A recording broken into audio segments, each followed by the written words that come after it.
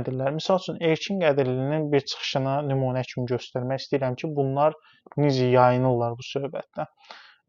Meyxanadan söhbət eləyir və deyir ki, meyxananı daha çox Bakının kəndlərində yaşayan toplum xoşlayır. İfadəyə baxın, Bakının kəndlərində yaşayan toplum.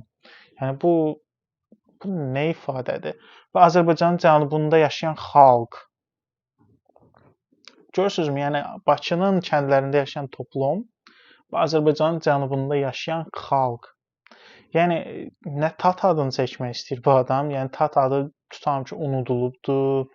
Belə deyək, bir qədər artıq çox böyük rəsmiyyət vurublar, amma burada dağlı söhbəti var, burada Bakılı söhbəti var.